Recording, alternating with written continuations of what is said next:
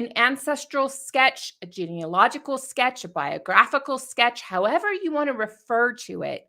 These are an incredibly effective way to convey the most significant details about your ancestors' life in the shortest amount of words. When you add a few pictures and a pedigree chart to the sketch, you'll add a special sauce to make the written word come alive. Now, if you combine multiple sketches together supporting a particular theme or maybe a family, you can whet the palate of your relatives to know more about those who've gone before. So let's start with a traditional genealogical sketch you may have seen in published genealogies, particularly those printed before the 1990s. On screen and in the handout, I've truncated this live sketch for teaching purposes. And before you call me out for not having citations, it is done intentionally so we can just focus on the mechanics of the sketch. Don't worry, my copy has all the citations currently available. So what do you see? At first, you see a sentence about John Long's birth and his birth order, information about his parents, and in this case, the fact that there's little known about them. Robert and Elizabeth Long are the end of the line for this Lycoming County, Pennsylvania family. Then you'll see sentences about his marriage and spouse, his death and burial, and details about the couple's children. Now, I have something for you to do. Have you seen these before?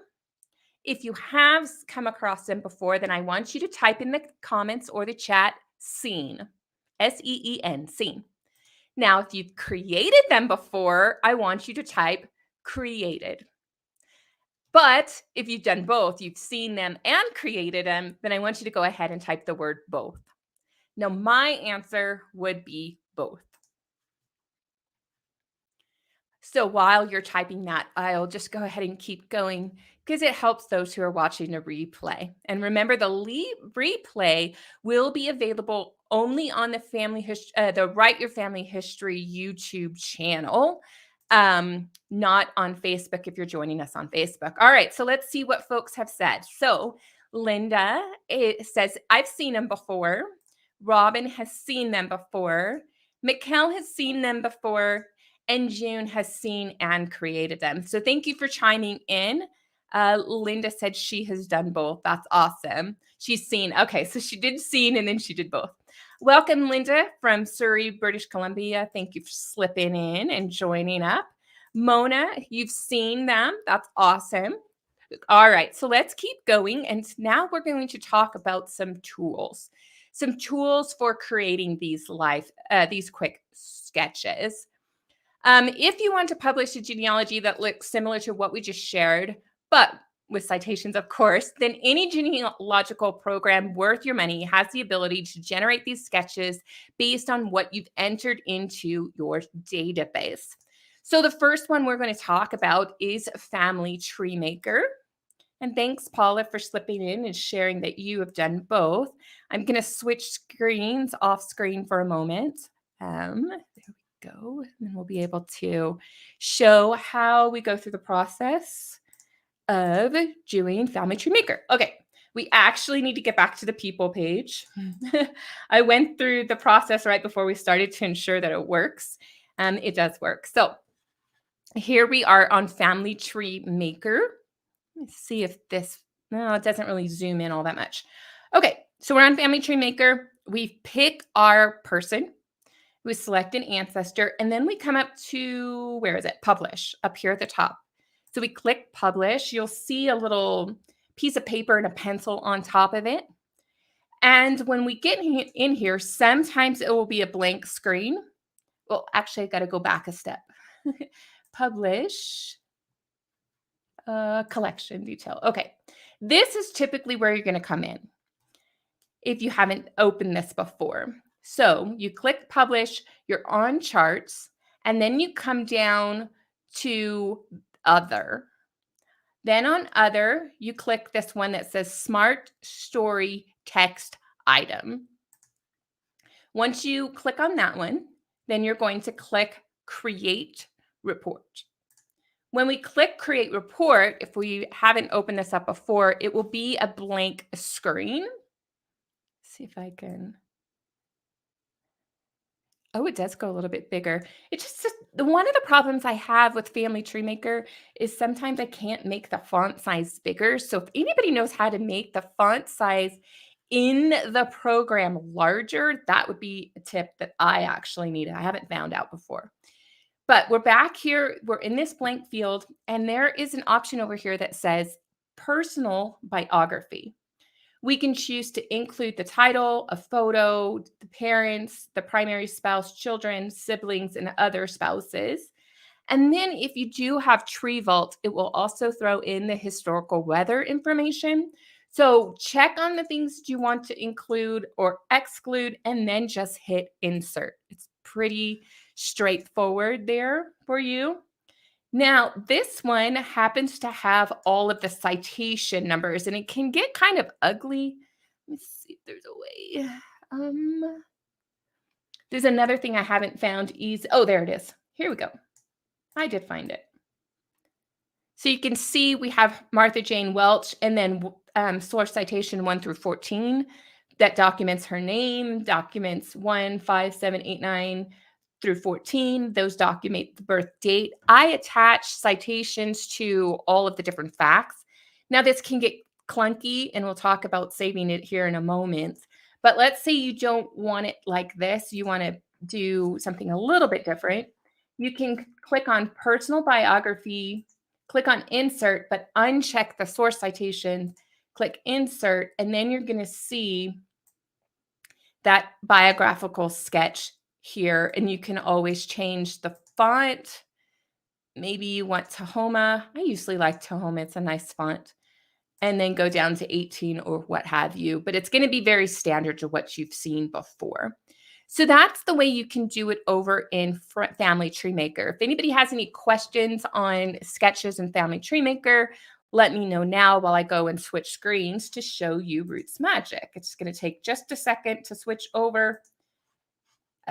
Once you create that report, you can save it to your computer.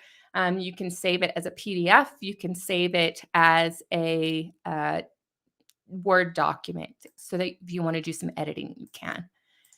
Okay, I don't see any questions about Family Tree Maker, so we're going to go ahead and go on to RootsMagic. In RootsMagic, you have a very similar process to make these sketches. So what are you going to do? You are going to, give me just a second, I have to find my notes. Oh, this is a hack. I love you. Thank you, Linda. In Tools, go to Options, General, and then you can make the font size in the program larger. A+. I'm going to give that a try later and see if I can make it bigger. After I turned 40, I lost my ability to see really well. I now have to wear bifocals, and so screens are really hard. So thank you for that great tip. Okay, go back to RootsMagic. Okay. In RootsMagic, we go through the same process. We select the ancestor, and then on the side there, you click where it says Publish, and then you will get a screen with the different options. In this case, the narrative report is available to click. If it's not there, click All Reports, and then you'll be able to, let me turn on my pointer here. That might be a little bit nicer. Yeah, that's a little bit nicer, don't you think? Okay, you can click on All Reports and Charts, and then you can look for the narrative reports. Pretty straightforward. So then we have the narrative report, and there's a lot of different settings over here on the right that you'll want to go through and change. I zoomed in on this, make it a little bit easier to see. You want to change report type. So you can just do ancestors only. So start with someone and then do ancestries direct back. You can do ancestors and children, and then you can do the various descendancy style register options. And that's how it will format on your screen. In this case, I did the NEHDS register style, and I brought down the number of generations to 4. You could do a lot, but I wouldn't recommend doing that when you're first starting out writing your sketches. And then The other thing you can do is decide what other uh, options you want. You can change your styles and formats. You can change indexing. But when you've made all your decisions, click on Generate Report. And then you have what you are familiar with. You have the first generation, the name of the um, the male in the couple, and then the female in the couple, and then their names, and then their children's. And this one does have the citations. And if you go through the report, it will have the citations for you. But this version is without notes. Now, some of you have seen some of my previous videos where I will write lots of notes. When I'm writing a source, I'll put the transcriptions and I'll put all sorts of information into my database for in the notes section for each event. So I didn't check the notes on, and I got that nice, pretty truncated, well laid out note section. However, if I did link on the option where it says include notes, photographs and notes right there, then with the notes, you start to see that it's not as brief. And we're going for a life sketch. And so you might want to take off the notes. When you're finished with that, then you click on the save button at the top. You can export it to a PDF or export it to a document. And then you are ready to print off your report and make it into a bound book, right? Well, I'm going to invite you to stop for a moment. And the reason is, remember how I showed you the citations can be really, really long? They might be super repetitive. They might be out of order. Something unexpected may have happened, or extraneous information may have slipped in.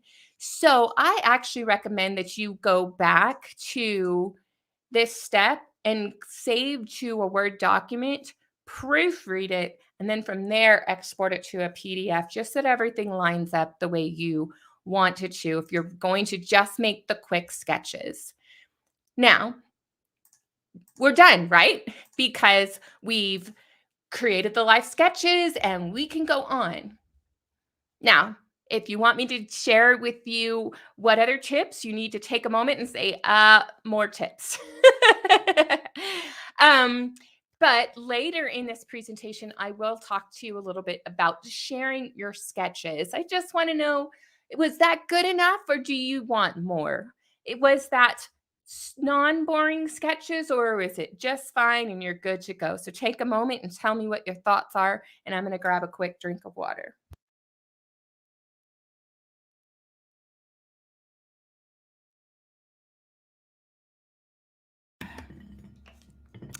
All right. Well, June says she wants more tips. And speaking for probably everyone else, you want some more tips as well. So let's go ahead and talk briefly more. Don't forget to hit the like. Yes, please. If you are watching on Write Your Family History YouTube channel, hit like and make sure you have clicked the subscribe button. I'd appreciate it. More tips. I'm a newbie. Good for getting started. More, please. Okay. Alrighty.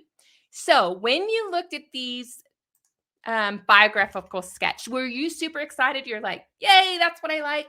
Or were you, those are kind of boring? Well, based on the fact that you said more, my guess is you are the bored one with the sketches. It's good enough, but you want more. So let's talk about some of the problems with the, give me just a second. I need to get caught up here for a moment. All right. Let's start with why these sketches are making some people want more tips. Well, for the first thing, they're short on detail, right? Now, a sketch is supposed to be brief, but often this format is so short on detail, they're not memorable. And because they're short on detail and because they're not memorable, they can be boring. And I do like this. They can be boring and not boring. They are important for different reasons. Thanks for chiming in. So, What can we do in order to get some inspiration to write non-boring sketches? Well, some of you who use this website are going to be thrilled that I'm talking about it. WikiTree has this in your handout. You're going to find a link to their notable persons page, and it will pull up a number of different profiles in which you can read about notable individuals. And this is a great way to rapidly get into WikiTree and see a number of various profiles and then focus on the biography, the brief sketch that most people have. I I haven't yet to see like a 10-page biography. I'm not saying they're not there, but the ones that I've encountered are brief and they're a great place to start. So once again, I need to switch my screens so we can go ahead and look at this one about Amelia Earhart. Oops. All right, where is it? Here we go. So whoever wrote this biography, every WikiTreeer needs to go over and say, hey, you were just highlighted on Write Your Family History because this was just so well written. There is a link in your handouts because this is hard to make the font larger without shipping things around. I highly recommend you go and read it, but we will be discussing this profile.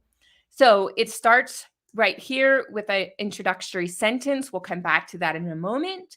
And then there's some segments where it talks about young Amelia, the aviatrix Amelia, and then it wraps up with her fateful flight, as well as some other information.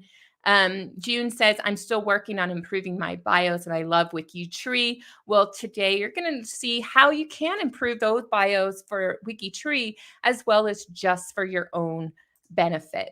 So, one of the things I really like about this sketch is how the author started with an introductory statement. So I zoomed in to make it easier to read. Amelia Earhart was an aviation adventuress and a hero to women, pushing boundaries and making flights throughout the 1920s and 1930s. The reason why I like this is you have summarized something memorable about this individual. So if you had never heard of Amelia Earhart, and believe it or not, my kids and younger don't really know much about Amelia Earhart, depending on the curriculum they've had. Maybe they've heard of her, maybe they've heard of some other women. But what I really like is this is a summary sentence about Amelia, and we're going to be able to remember her as this aviation adventuress. I really like that word too.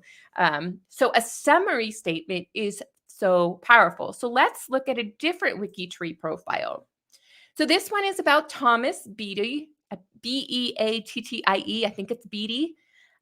He was born in November 1875 in Ontario. He's the youngest son of these people. His father died. As you're reading this, it's not a bad biographical sketch, but the problem is it's not particularly memorable. What is it about Thomas that will make you remember him and keep him differentiated from other Beatty relatives in your family tree or Wilsons or I don't know how to say McCaffrey? How are you going to remember who this people is? Well, let's think back to the Amelia Earhart example. And when I read this profile, I came up with the summary sentence. Thompson, was a superintendent of the Union Bank in Vancouver, whose friend's untimely illness and hastened return home led to their unfortunate death aboard the Titanic. Okay, I want to know your reactions. Does this help you feel a little intrigue about Thompson? Will you remember Thompson in the future if he was in your family tree as the one who didn't make it home and maybe why? Let me know. You can say, wow, or I like it, or yeah, that really doesn't help. Give me your feedback here in a moment while I catch up on a few comments that you guys have left.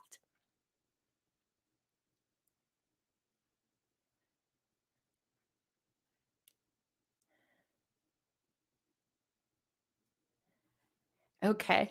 So while you're telling me what you think of this statement, Barbara said, I've got to learn WikiTree. My late husband had his file there and I never got to that stage. You know what? There are so many helpful folks over on WikiTree that being able to learn it will be great. So take your time and join in the fun. So you say it captures my attention. It does intrigue. Yes, he did come home on the Titanic. Yep. So he got on board the Titanic because his friend got ill and wanted to come home sooner than they expected, and so that led to his death. But for one thing, maybe we need to revise the sentence, and maybe some of you can take a moment and it's like, all right, I like this concept. Let me revise the syntax to make it more clear, which is fine. Or do you like the fact that, oh, yeah, I can see why that's a little confusing. I'm intrigued. Let me read. So sometimes the lack of clarity is a tease. And sometimes we need to rewrite things to add more clarity. So if you want to let me know, you guys take a moment. Do you like it the way it is? Or how would you improve it? That would be very beneficial conversation to have. Makes you wonder, want more information about him. Okay. Yes. And that's fine, Murray. It is unclear. So maybe you can take a stab at trying to tease it up. So he was on vacation with his friend, two friends actually. One of the friend was getting homesick and ill and wanted to go back to Ontario. So all three of them got aboard the Titanic and went back. So then the question becomes, do you want to give a stab to make it more clear, or do you want to leave it unclear, which then makes people want to see more information? Either way is fine. Truly, it really is. Dawn likes it. Paula thinks it's intriguing. You had exactly. You had my attention at Titanic. And then June says she likes to tease. And that's fine. There is no right or wrong answer. The idea is kind of going back to, you had me at Titanic. You had me at something that makes this person in my family tree memorable. Okay. Now, next question. What if your ancestors just kind of average? There's nothing really about him or her that it stands out. They weren't famous. They weren't involved with the Titanic. Um, you're just sitting here going, yeah, they're kind of average. What then? Well, I think that when you research your ancestors, you will know three things about them. That when you say, this is my Grandpa Lou, there's these three things that I remember about him. Now, you may remember three different things than your aunt or his daughter or a nephew may remember, but you can remember three things to say, oh, this is Grandpa Lou. He did this, this, and this. Well, this is his Uncle Harry, his brother. He did this, this, and this, right? Or you may think a pair of things. He's this and this but not this, or this but later that. There are a pair of things that you can remember about him. So let's go ahead and take a little bit of inspiration from a story that uses pairs really, really well. And I like that you guys are having your comments, and it's great. It's okay to disagree, right? It really is okay to disagree. But if you do disagree with the way that sentence was written, I want you to take the challenge of how can I write it better? And if you can't do it during the live show, do it during the replay so we can continue the conversation later. But let me switch to this inspiration of using three things or a pair to write about. Here it is. About a story about where you're from. If you listen to Lisa Louise Cook's Genealogy Gems podcast a number of years ago, she featured this Nobel laureate's poem called Where I'm From. And then I went and I actually made a scrapbook of my own ancestors from that. But the poem starts like this. I'm from clothespins, Clorox, and carbon tetrachloride. I hope I said that right. Three things. I'm from dirt under the black porch. Black, glistening, it tastes like beets. Three things. I'm from a forsythia bush. I hope I said that right. and the Dutch elm, a pear. I'm from fudge and ice glasses, a pear. From Imogene and Alifair, a pair. So you notice there are these pairs and then there's these triples. I like this one. Under my bed was a dress box spilling old pictures, a sift of loft spaces, and a drift beneath my dreams. So three things right there. So using this concept, this poetic concept of three things or pairs, then you can use that to inspire you to write about your ancestor. And so, what are the three things that I remember about my Grandpa Lou? That whenever anybody asks me about Grandpa Lou, these are the three things that I tell you about him. Well, I remember he was a home delivery milkman for Borden's. And even though he lived in Ohio, and then we moved to Texas, we got the Borden brand. So it was a little bit of brand loyalty because that's what he worked for. So home delivery milkman. Well, then he was a huge Ohio State Buckeye fan. And in fact, when I wrote the longer biography about him, I wove that into his longer story, but he was known as a huge Ohio State Buckeye fan. So you can't talk about him without talking about his love for the OSU team. And then he had three children. And the one thing that his daughters told me, my mom was one of them, and my two aunts, was they loved dancing on daddy's shoes as he taught them how to dance in the living room. That is a sweet memory. I don't have many of those memories. I remember talking one time with a young man, and he says, I have no memories of my grandpa except we would sit on his tractor and he would share his grapes with me. So that's the grape sharing grandpa, right? So these little nuggets of somebody's story can help them stand out when, no, they're not connected to the Titanic, but they are connected in a meaningful way to individuals. So here's my stab at taking and turning into a sentence. Lou Brown was a home delivery milkman and a proud Buckeye fan. He was also a loving father to his three children who have cherished memories of dancing on their daddy's toes. So, in his biographical sketch, I'm going to have two introductory sentences, but they're pretty brief. And then I can go into the meat of his biographical sketch. And this one simple technique takes otherwise boring biographical sketch that a genealogy program spits out and turns it into a little more interest. So I hope that's a technique that you can implement rather quickly into your stories. So we're going to do a little practice here. Okay. I want you to think of an ancestor. It doesn't matter if you've written about them before, but you have to have researched them. You need to know either a pair of things about them or three things about them. And I want you to take 3 minutes and you are going to write an introductory sentence. Tell us their name and then tell us the three things about them or the pair of things about them that will help us go, oh, that's really cool. I want to know more. So I'm going to set the timer for 3 minutes. And because of copyright violations, we're not going to have any music. But take these 3 minutes. When the countdown's over, be sure to drop in your sentence and let's have a little workshop session here.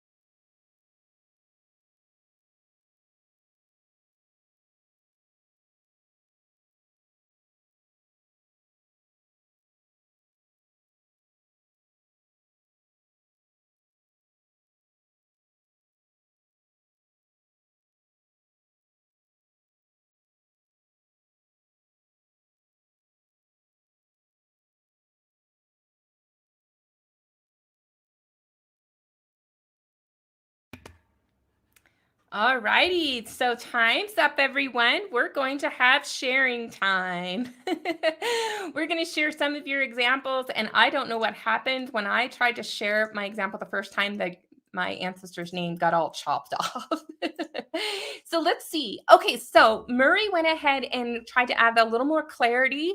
And there was a different a discussion about clarity versus intrigue and leaving things unfinished, which is fine. And remember, right now we're all doing drafts. So all of us will probably be able to improve upon this session we did together. But let's go ahead and show the Thompson. Thompson Beatty was a superintendent of the Union in Vancouver. He just kind of truncated that. He had some friends planned an adventure traveling to insert location. One of his friends became ill and wanted to return home early, and Thompson decided to accompany, which led to the boarding the Titanic, where they lost their life. While this is very clear, we have to find a way to make it brief. And so maybe we'll take out the part about the superintendent in Vancouver. Maybe there's some other ways, because we don't want this introductory section to be longer than the biography. So I do like the clarity. You nailed it on the clarity. But again, as we revise our sketch, that's why get the draft done and then revise. We need to make sure it's brief. So well done. Don't take that as a criticism. It's just a that's great. Now we need to make it shorter. Okay. So Robin, she said, my ancestor was a 19th century county commissioner. Not everyone might find these records fascinating like me, so I need to find that way to capture attention from the get-go. Yeah, so what is it a county commissioner does? You know, he oversaw laws in a specific county, or he served for 15 years, or, you know, you can find one little intriguing part about it to make it sound a little more interesting, or just, oh, I never thought of a county commissioner before. And then that will help you. That will help you. All right. Okay. So Linda Bright, he was a minister who traveled from Kentucky to Canada in the late 1800s. Reverend William E. Bay must have been a good horseman and as well as minister. I love it. Horseman, minister, pair. Good job. Love it. Love it. Love it. Love it. Nelson Stearns was a jack of all trades and a master of none. He enjoyed fishing and camping with is that a he with his 6 children? Again, it's all right. You know, there are these errors to go back and clarify, but I do like it. We've got the fishing, we've got the camping, and the jack of all trades. Love it. Well done. My grandmother, Edith Marie, I don't know how to say that, married at age 16. Soon after, she came home from a year at Indian school. Cool. Wait, huh? Wait, okay. See, that's intriguing and it's not clear because she married at 16, but then came home from a year at Indian school, or did she come out home at an Indian school? I'm not sure. I like it. But notice how we do have this debate of unclarity, but also teasing, because now I'm like, wait, what? And sometimes you do want to have people go, wait, what? So here's another one from Murray from his own family. I never knew my paternal grandfather. However, the story I remembered best about him was the thunderstorm was fast approaching and rain was starting to fall. He opened the door to his farm home and held out his hat to catch the fresh, cool water when lightning struck his hat. He was unconscious for 3 days, but did fully recover. Ooh, I like it.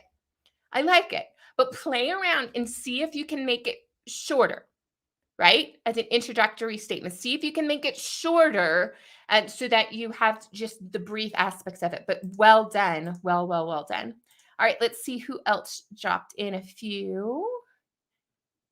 And Murray said back to the one about Thomas, take out the part of it being a superintendent. You're right. All right, here we go. Herman Chapman was in a local paper for catching a 40-pound badger by hand at the... Okay, I like this. It's brief and it's awesome. I mean, yeah, good job. That's cool. I like it. My great-grandfather lost his wife during an explosion march during World War I. Oh, after the war, he lived with his daughter and son-in-law and their 9 children. That's great. I like that. Now notice how you got a reaction out of me. Aw. That's the kind of way you just make these biographical sketches more interesting, generate a reaction. We'll do a couple more before we keep going.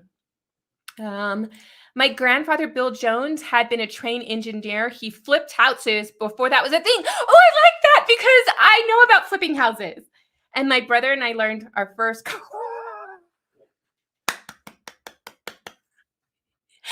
gold star, Susan. I love it. I love it. I love it. I love it.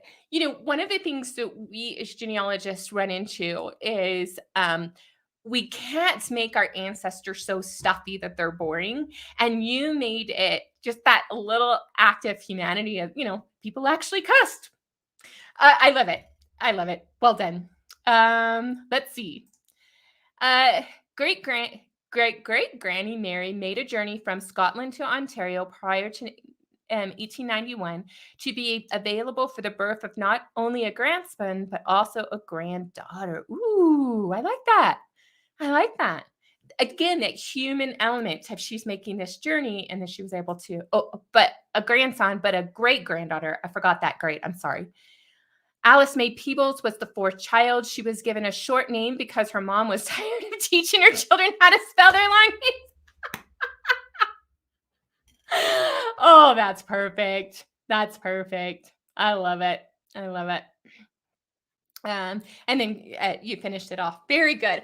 Now, I hope that you guys feel inspired for these different starts, right? You put that at the beginning, and then you can go through and do the rest of the profile. That one simple trick can transform biographical sketch and make them more memorable and make them less boring. All right, so then what?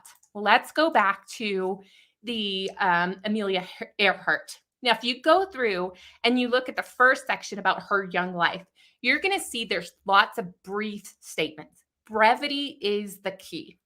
So we have a statement about her birth, her baptism, moving, education, occupation, and special interest. Then we have this section about her being an aviatrix.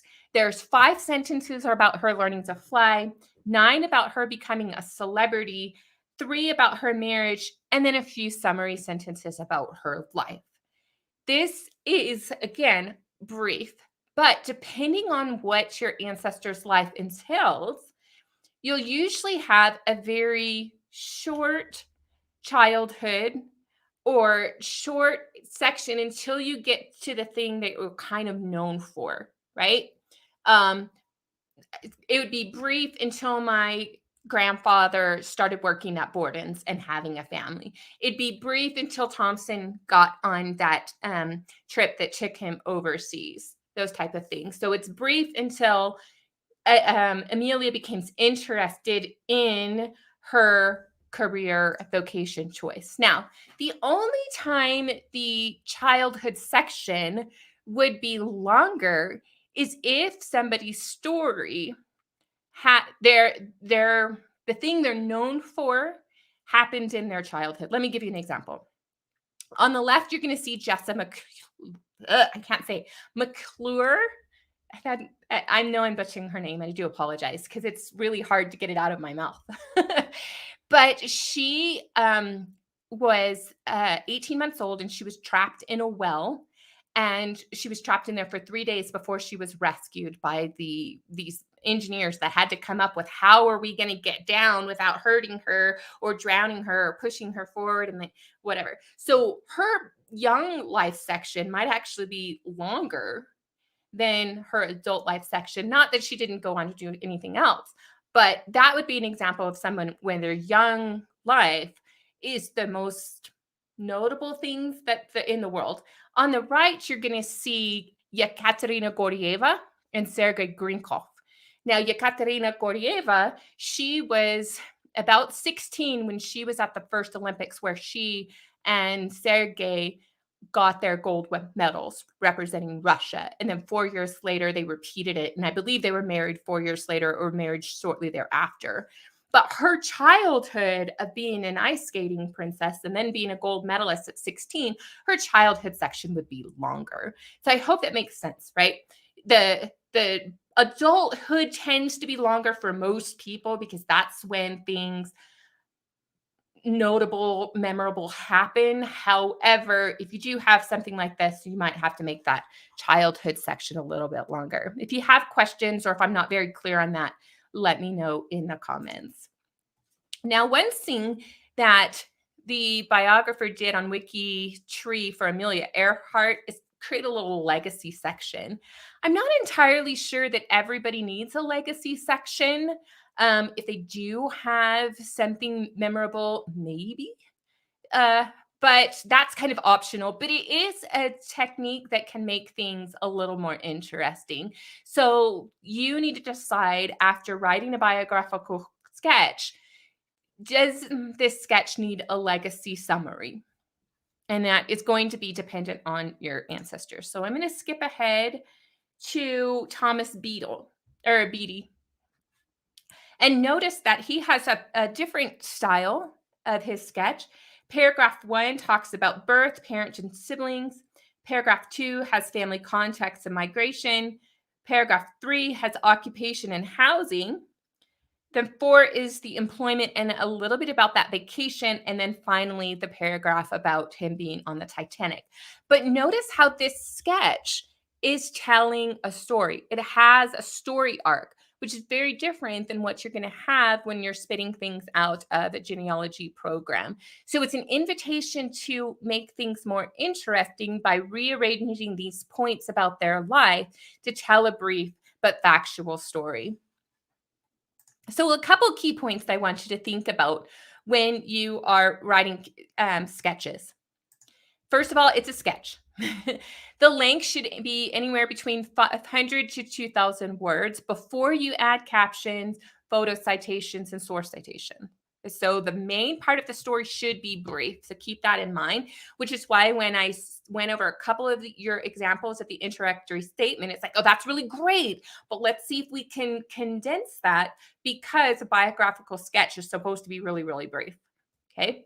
The next thing to keep in mind is add those introductory statements because I really think they grab your attention, they hook you into the story, even if it's just going to be brief like Thompson's was, it's still a hook and gets you in rapidly. The next thing that you want to do is to tell a story. And I kind of pointed that out with Thompson. He takes you on a quick little journey and then gets to the key point about that makes him different enough from someone else with the same name or all the other relatives on your family tree that you will remember him. So do try to tell a story in your sketch rather than just have the summary statements of their life. Next, I would say write in third person. So avoid using I remember, my grandmother, my grandfather, other personal pronouns that would indicate first person voice. Just keep it third person. Think like a reporter. A reporter doesn't say I. They say he, she, they, whatnot. The other thing is to avoid overly sentimental statements. It's a sketch. So you would avoid things like devoted friends, tears could never compensate for the loss, those type of things. Save that for a longer story. Yes, it makes things more interesting, but we're trying to keep it as brief as possible and tight as possible. This is a time when you go contrary to the other tips that I teach you here on this channel. You're not going to add too much family context. You're not going to add too much historical context, and you're not going to add geographical details. And basically, you're not going to add a lot of details, just enough that this person is someone people can remember, that you can remember who you're researching and writing about, and then you can write a longer story later. So let's talk about a few templates, shall we? Now, the templates that you can start off with is exporting from RootsMagic, Family Tree Maker, or the other genealogy softwares. Export it into the Word document, and then when it's in the document, you can then rearrange things. But one of the reasons why I don't like taking it from the genealogy program and putting it into a Word document and rearrange it, there's a couple of limitations. First of all, your citations are going to get out of whack and the numbers are going to get out of order because they're not linked to where they are in the document. It's not easy enough for them to transfer it. That's something you have to code into your program and then print it out later. And then sometimes the file just gets too big and too cumbersome that it's just easier to just start from scratch. But this is up to you to decide. Sometimes you just want to print it out, add an introductory statement, and just leave the rest as it is. And that's fine too, because then you just have all of that register style formatting done and you're just tweaking a little bit of text. So keep that in mind. One other template, if you don't like the format that the genealogy software program spit out, there is something on the American Ancestors website, and it's called the Portable Genealogist Building a Genealogical Sketch. And there's a nice little template that can get you started on writing sketches. She doesn't have the introductory statement, but she does have a template that works. So, what are the 4 key elements of all sketches, no matter what style you use? 1, you got to talk about the fact the person was born. You need to include details about their life and their relationships. But the key to make them non-boring is to give them the distinguishing details that separates them from somebody else in your family tree. So here's a non-boring traditional sketch template. I believe it is in your handout. If it's not, then if somebody can let me know, that I'll go update it within the next 24 hours. And then I'll send an email out to people who are on our mailing list and say, hey, go download it again. The first thing in our template is we're going to have that differentiating statement. Then we're going to talk about the ancestor. You're going to provide a date and place, identify parents, and identify siblings. So this is going to be pretty standard to what you've seen before. Then you're going to describe the life until the differentiating statement. So life briefly, get us to the Titanic, or get us to the Olympics, or get us to flying airplanes, or the thunderstorm fast approaching, or whatnot. All of the different things that you guys pointed out. Get us to that if possible. And then in the adulthood section, you're going to describe the differentiating detail, include this spouse and vital record dates and places, and her or the spouse's parents. And then provide death date and place of burial. But the key point here is tell a story. Work us through it and put the spouse in, or put the death date in where it fits in that story, while taking us from point A to point B in their story. And then this children details, that's very similar to what you've seen in all the other the genealogy programs, just brief little summary statements about the children's vital information. Oh, yay, it's in the handout. Woohoo, so glad. Thank you for checking, June. I thought it would be. But what about enhancing that? What if you look at that template and you think, I'm still bored? So I'm going to invite you to do a couple other things. Look for inspiration. Okay, so I want to go back here. What I've done here is I've looked at inspiration, like the Amelia Earhart, and I said, what is it that's in this sketch? So the birth statement, a baptism, moving, education, occupation, special interest, right? So what you're going to do is you're going to look through sources of inspiration, and then you're going to dissect it, not diagram it. We're not going back to English class. We're going to dissect it. What is it in these components? If I break it out to something more neutral that I can apply to multiple people, what is it? Okay, this is a birth statement. This is talking about baptism. And look for the patterns that you see in inspiration. So where are you going to find your inspiration? County and state histories, early settler books, pioneer books, Doctors of America book, all these kind of compilation books. Here's a couple examples. These were found on, I do have a citation and I can't see it here. I wrote a note somewhere and I'm not finding the note to remind me, but this is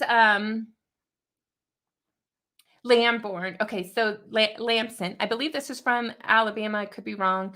I'm going to have to look up the citation and put it in there for you guys. Here's another example. Owen H. Barris. This is from Early Pioneers of in Utah. The other one is from something in Alabama. I'm going to have to look up the citation because it's not where I can find it.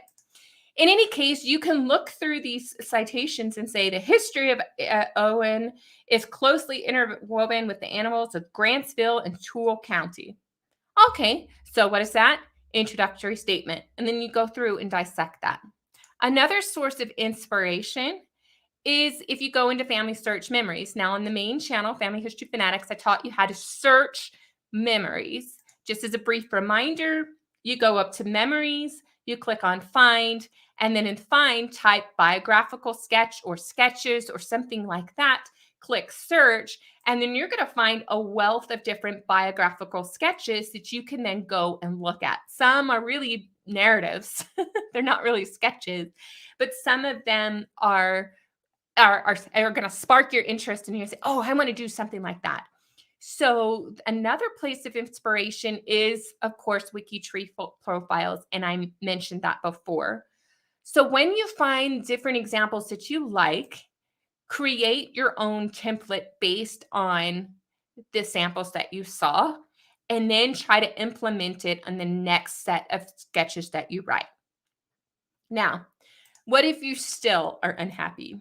Well, I have a couple of sketches that I have over on the blog that you'll want to go and check out. The links are in the handout. The first one is what I like to call a question and answer. So instead of writing a sketch in which you have an introductory statement, you can start with a question. This goes back to the William Townsend that I wrote in the time that we had together where we were practicing writing. And this starts with a question: can a blinded Civil War veteran live a full life? So it's not an introductory statement, it is a question. And then I go through the biographical sketch, very brief, telling you a little bit about his life. He had a surgery that dramatically limited his adult life. And then I took you through there. So that's an option that you can use for a biographical sketch. Another one is a tribute. So this one, I'm doing a different type of introductory statement. Instead, it's more of a tease.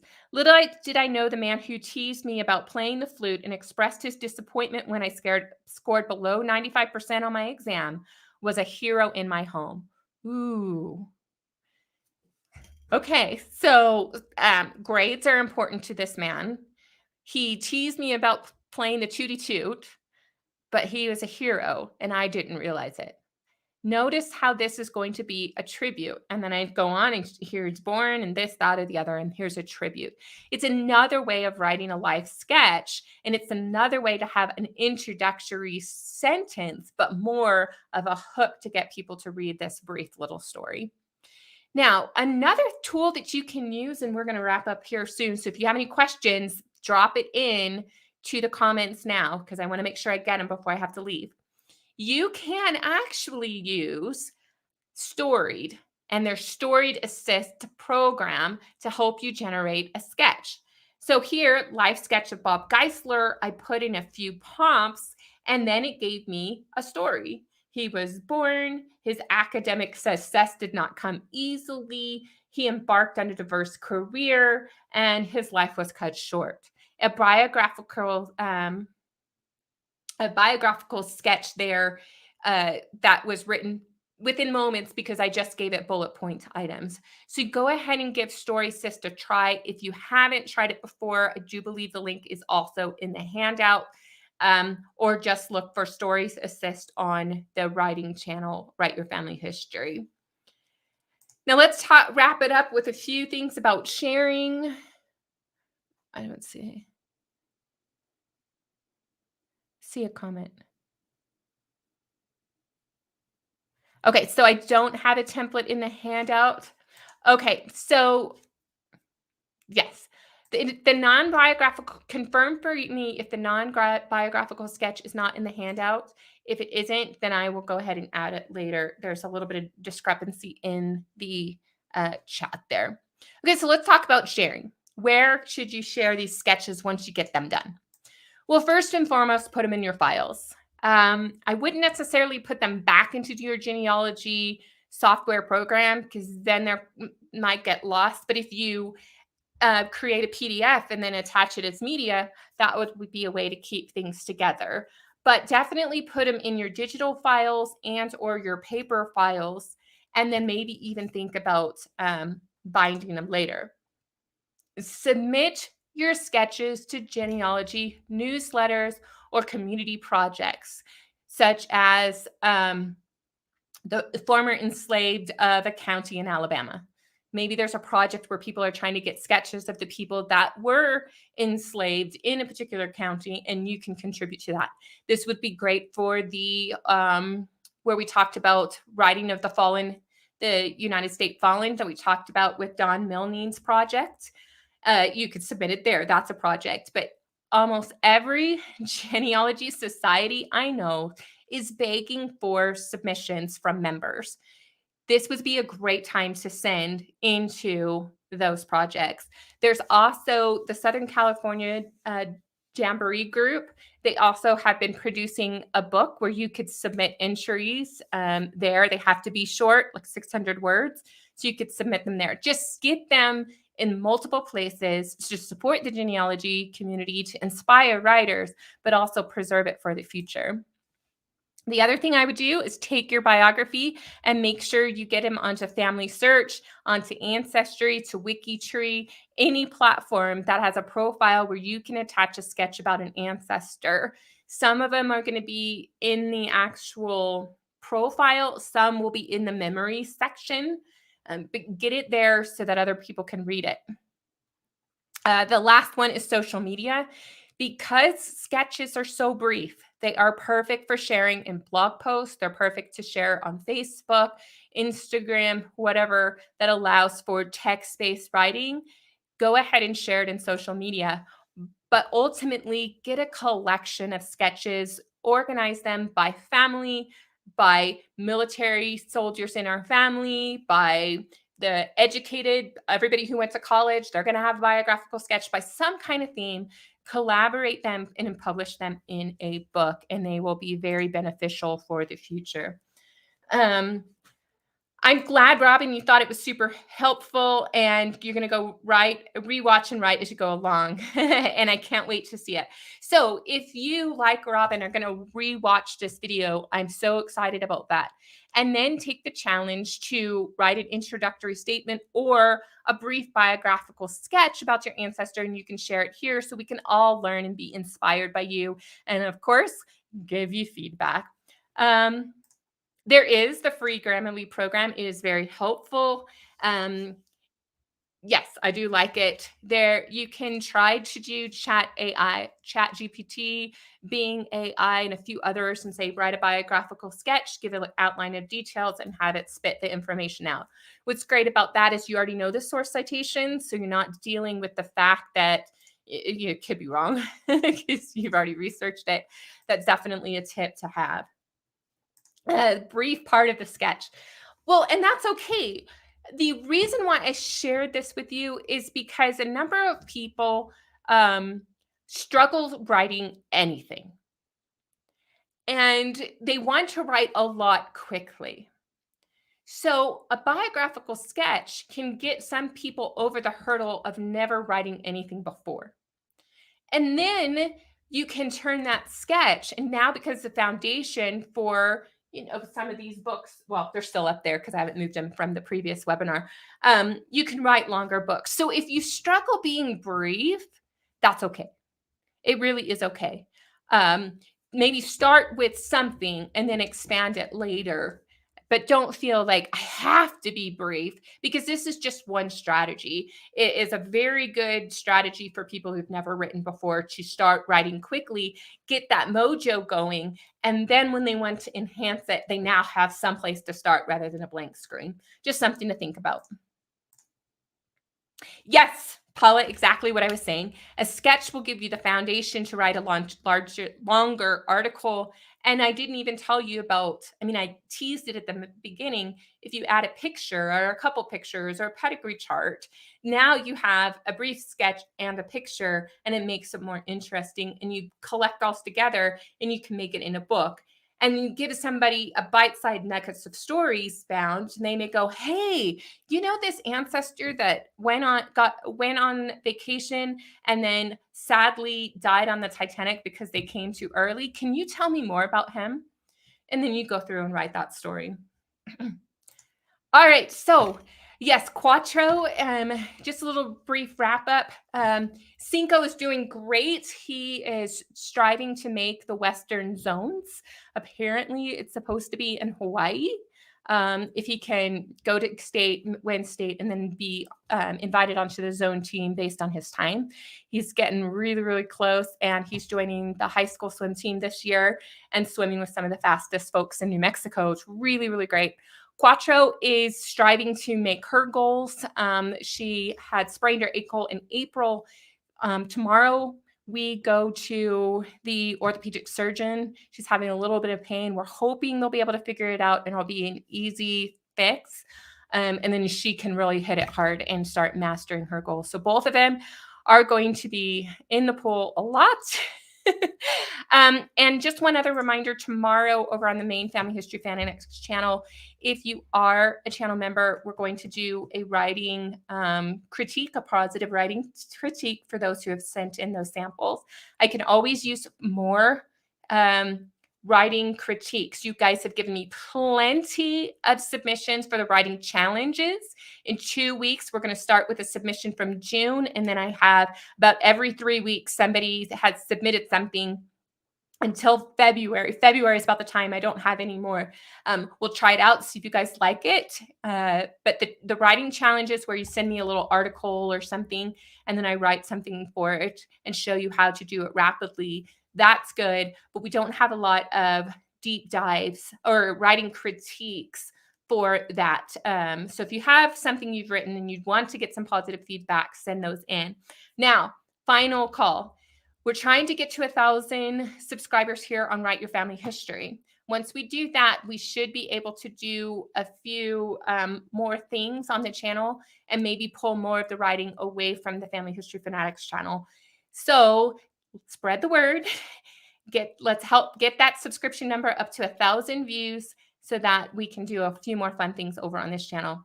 Thank you guys so much for joining us, and we'll see you next time.